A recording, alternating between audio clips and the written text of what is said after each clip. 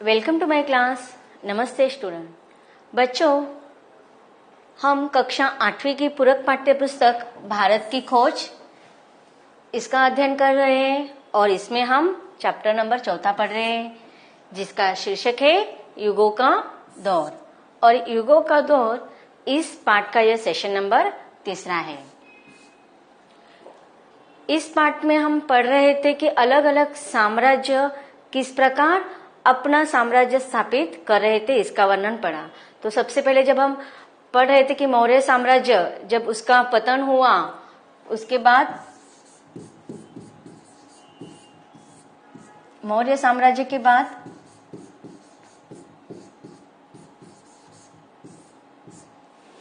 हमने शुंग साम्राज्य के बाद पढ़ा, फिर शक साम्राज्य के बाद बारे में हमने जानकारी हासिल की। उसके बाद हमने कुषाण साम्राज्य के बारे में पढ़ा। अलग अलग साम्राज्य में अलग अलग राजाओं ने अपना वर्चस्व स्थापित करने के लिए प्रयत्न कर रहे थे। इसके बाद हम पढ़ रहे थे गुप्त साम्राज्य के बारे में। गुप्त साम्राज्य की नींव किसने डाली थी? पहले चंद्रगुप्त इन्होंने। और अन्य जो राजा या शासक थे, इन्होंने भी हमेशा प्रयत्न किया कि उनका साम्राज्य भारत पर अधिक समय तक वर्चस्व स्थापित करे।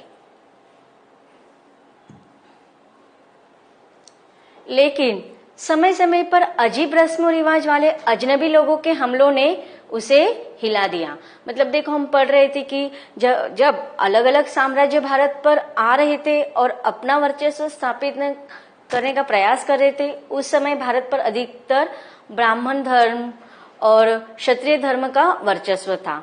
और उसी समय बौद्ध धर्म ने भी अपना वर्चस्व स्थापित किया था। तो उसके अलावा जो छोटे मोटे जो साम्राज्य भारत में आने का प्रयास कर रहे थे और अपनी सभ्यता और संस्कृति को लाने का प्रयास कर रहे थे, तो उस समय उनके जो अजीब गरीब जो रस्म रिवाज थे, वह अजनबी लोगों हमला करके अपना साथ लाना चाहते थे। लेकिन इन जो अजनबी लोग हमला कर रहे थे, इन्होंने जो भारत के जो आर्यवर्त की संस्कृति सभ्यता भारत ने अपनाई थी और जो अन्य छोटे मोटे सभ्यता और संस्कृति को समन्वय हो रहे थे, उसके बीच में इन हमलों ने क्या कर दिया था? उस समन्वय को हिला दिया था। वह इन हमलों को अनदेखा नहीं कर सकता था, क्योंकि उन्होंने केवल उसके राजनीतिक ढांचे को ही नहीं तोड़ा, बल्कि सांस्कृतिक आदर्श और सामाजिक ढांचे के लिए भी खतरा पैदा कर दिया। तो इस प्रकार देखो, जो भी शासक साम्राज्य स्थापित करना चाहते थे, वह भारत की संस्कृति ही नहीं, बल्कि उसकी राजनीतिक, सामाजिक, इन सारे स्तरों पर इसका परिवर्तन हो रहा था। और इस प्रकार जो भारत के शासक थे, मूल शासक, उनको खतरा पैदा हो रहा था। फिर इनके विरुद्ध जो प्रतिक्रिया हुई, उसका मूलतः राष्ट्रवादी था। तो देखो, राष्ट्रवादी, फिर अलग अलग वाद आपस में हो ही रहे थे। तो इसमें राष्ट्रवाद की जो भावना थी, वह अधिक प्रेरक रूप धारण कर रही थी। उसमें राष्ट्रवाद की शक्ति भी थी और संकीर्णता भी थी। धर्म और दर्शन, इतिहास और परंपरा, रीति रिवाज, सामाजिक ढांचा, जिसके व्यापक घेरे में उस समय भारत के जीवन के सभी पहलू आते थे, जिसे हम ब्राह्मणवाद या हिंदूवाद कहा गया है, और वह इस राष्ट्रवाद का प्रतीक बना। तो देखो, जो राष्ट्रीय धर्म था, अर्थात भले ही अन्य शासक अपना वर्चस्व स्थापित करना चाहते थे और अपने अनुसार उस समय का सामाजिक परिवर्तन, राजनीतिक परिवर्तन करना चाहते थे, लेकिन जो भारत के मूलतः शासक थे, वह अधिकतर ब्राह्मण और हिंदू धर्म के थे और वह अपना वर्चस्व स्थापित करना चाहते थे। और इस प्रकार जो अन्य शासक आकर इनमें जो परिवर्तन करते थे, इसमें बहुत सारे पहलू थे, जैसे कि धर्म और दर्शन को लेकर, इतिहास और परंपरा, अलग अलग रीति रिवाज, तो इस प्रकार के जो सामाजिक ढांचे थे उसके व्यापकता को, वह अलग पहलुओं को, इन अलग तरह के विविधता के पहलुओं को क्या हो रहा था, उसमें बदलाव, परिवर्तन हो रहा था। और इस प्रकार यह वाद ब्राह्मणवाद या हिंदूवाद इस नाम से जानने लगा। इसे हम राष्ट्रीयवाद भी कह सकते हैं या राष्ट्रीय धर्म का वाद भी कह सकते हैं। क्यों? क्योंकि आगे चलकर पूरे भारत ने ही बौद्ध धर्म का स्वीकार किया था और इस प्रकार बौद्ध धर्म को स्वीकार करने के बावजूद भी जो अन्य सभ्यता और संस्कृति विदेशी लोग ला रहे थे उसमें वह समन्वय करने के लिए प्रयत्न नहीं कर रहे थे। यह दरअसल राष्ट्रीय धर्म था कि देखो जो हमने ब्राह्मण धर्म और हिंदूवाद हमने पढ़ा, उसे ही हम क्या कहेंगे, राष्ट्रीय धर्म, क्योंकि उस राष्ट्र का वह क्या चाहते थे कि एकता टिकने के लिए या एकता, विविधता में जो एकता थी उसको वो और भी मजबूत करना चाहते थे, जिससे वे तमाम गहरी जातियां और सांस्कृतिक प्रवृत्तियां प्रभावित हुई जो आज हर जगह राष्ट्रीयता की बुनियाद में मौजूद है।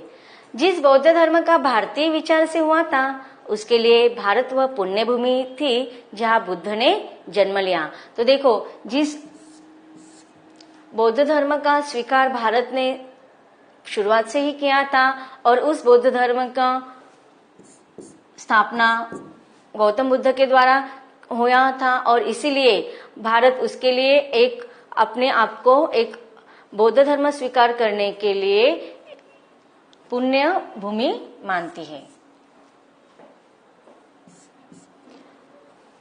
उसके लिए भारत वह पुण्य भूमि थी जहां बुद्ध ने जन्म लिया, जहां बुद्ध ने उपदेश दिया और वही उनका निर्वाण हुआ, अर्थात वहीं पर उनकी मृत्यु हुई थी।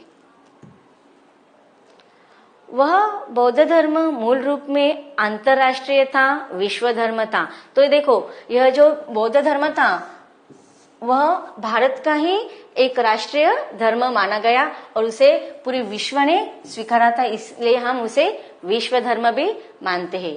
और जैसे जैसे इस बौद्ध धर्म का विकास हुआ और विस्तार हुआ, वैसे वैसे उसका यह रूप और भी अधिक विकसित होने लगा।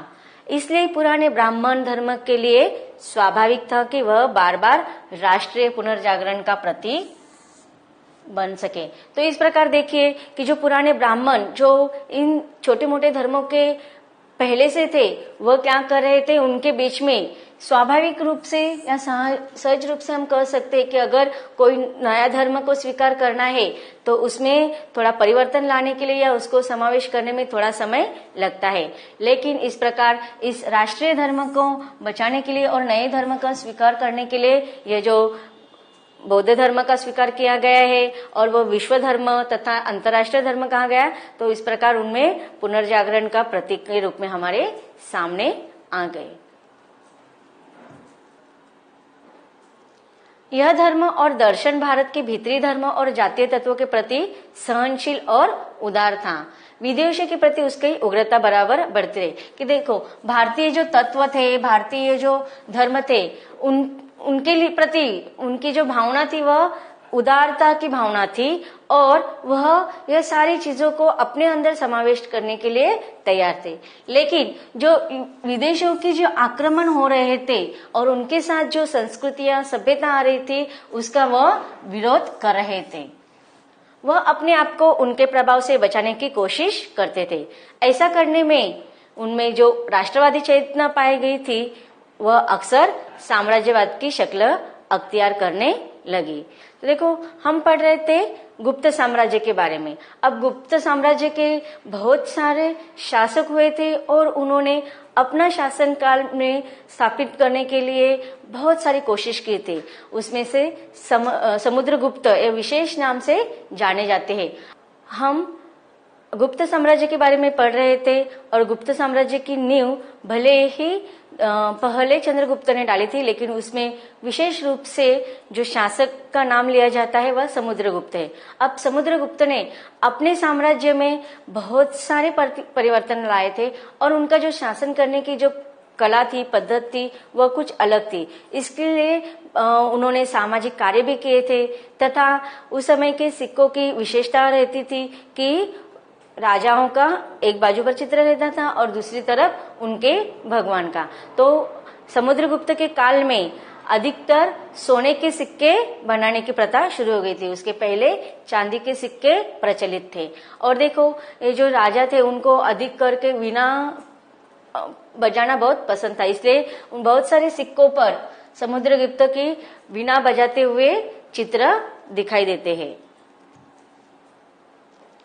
गुप्त शासकों का समय बहुत प्रबुद्ध और शक्तिशाली, अत्यंत सुसंस्कृत और तेजस्विता से भरपूर था। फिर भी उसमें साम्राज्यवादी प्रवृत्तियां विकसित हो गई। इनके बहुत बड़े शासक समुद्रगुप्त को भारत का नेपोलियन कहा गया है कि देखो, इन्होंने भारत पर बहुत समय तक, बहुत काल तक अपना शासन किया था।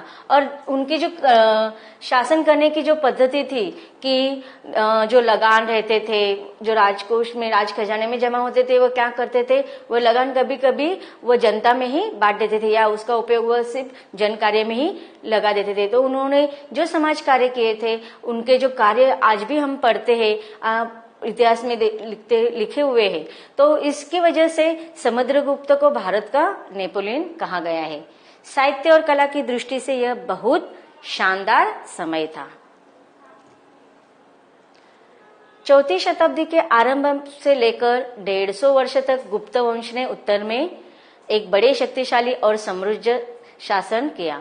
इसके बाद लगभग 150 वर्ष तक उनके उत्तराधिकारी अपने बचाव में लगे रहे और फिर यह साम्राज्य क्या हो गया, सिकुड़कर लगातार छोटा होता चला गया। अब देखिए, ये साम्राज्य क्यों कम होने लगा?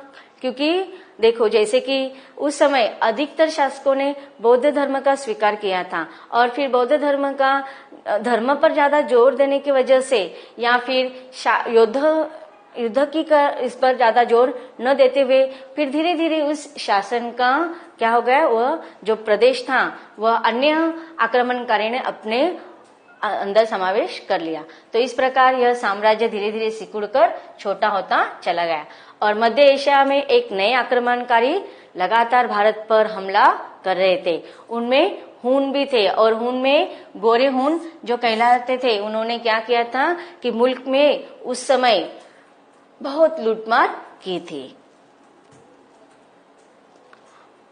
अंततः यशोवर्मन के नेतृत्व में संगठित होकर उन पर आक्रमण किया गया और उनके सरदार मिहिरगुल को बंदी बना लिया गया। लेकिन गुप्तों के वंशज बलादित्य ने उसके प्रति उदारता का व्यवहार किया और उसे भारत से लौट जाने दिया।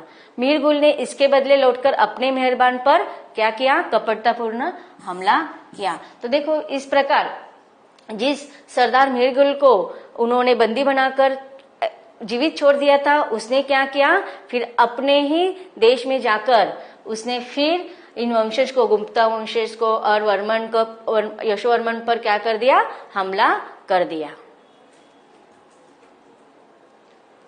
उत्तर भारत में हुनों का शासन बहुत थोड़े समय रहा, लगभग आधी शताब्दी तक ही रहा। उनमें से बहुत से लोग देश में छोटे छोटे सरदारों के रूप में ही रह गए। वे कभी परेशानी पैदा करते थे और भारतीय जन समुदाय के सागर में जज होते जाते थे। तो देखो, इस प्रकार गुप्त साम्राज्य के बाद अन्य शासक भी आए, लेकिन वह कुछ बहुत ही कम समय के लिए उन्होंने अपना शासन किया था और कभी कभी वह परेशानी पैदा कर देते थे। लेकिन भारत के जो अन्य समुदाय थे, अन्य जो शासकों के समुदाय थे, उनके बीच में वह समाविष्ट होकर फिर नष्ट हो जाते थे। इनमें से कुछ सरदार 7वीं शताब्दी के आरंभ में आक्रमणकारी हो गए। उनका दमन करके कन्नौज के राजा हर्षवर्धन ने उत्तर से लेकर मध्य भारत तक एक बहुत शक्तिशाली राज्य स्थापन की और वह जो हर्षवर्धन थे वे कट्टर बौद्ध थे और उन्होंने अधिकतर महायान इस संप्रदाय का हिंदूवाद में मिलाकर समन्वय कर दिया था।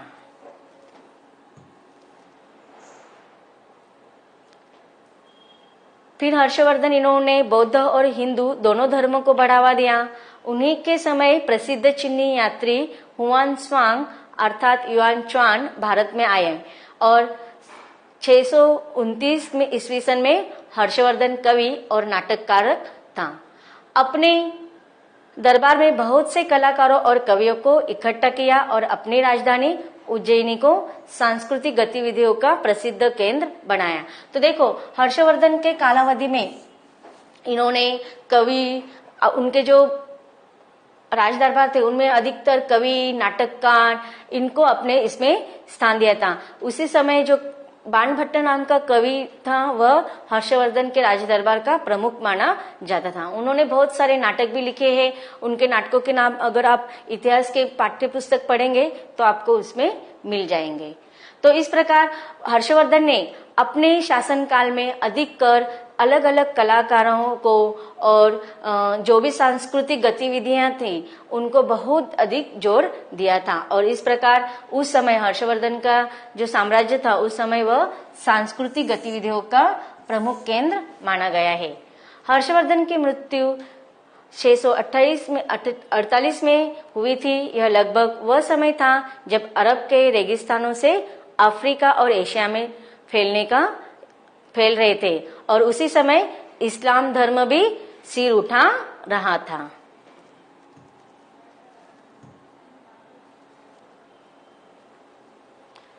तो बच्चों इस प्रकार हमने जो परिच्छेद पढ़े हैं उसमें आए हुए कुछ कठिन शब्दों का अर्थ देखते हैं। उग्रता, क्रोध, अख्तियार धारण करना, जज समाहित करना, प्रबल, शक्तिशाली या बलशाली। आपको यहाँ पर एक प्रश्न पूछा गया है कि ब्राह्मणवाद या हिंदूवाद अर्थात भारतीय राष्ट्रीय धर्मों से आप क्या समझते हैं, जिसका उत्तर है विदेशी शासकों के निरंतर प्रभाव से भारतीय ब्राह्मण वर्ग चिंतित हो रहे थे और धर्म, दर्शन, इतिहास और परंपरा, रीति रिवाज और सामाजिक ढांचा जिसके व्यापक घेरे में उस समय के भारतीय जीवन के सब पहलू आते थे, ये सारे जो पहलू थे वे विदेशियों से प्रभावित हो रहे थे और लोगों में राष्ट्रीय भावना की जागरण करना बहुत महत्वपूर्ण था। ऐसे ही ब्राह्मणवाद और हिंदूवाद का नाम दिया गया है। तो बच्चों इस प्रकार हमने पढ़ा कि किस प्रकार अलग अलग साम्राज्य भारत पर अपना वर्चस्व स्थापित कर रहे थे। आगे लेखक हमें क्या जानकारी देना चाहते हैं ये पढ़ते हैं इसके अगले भाग में।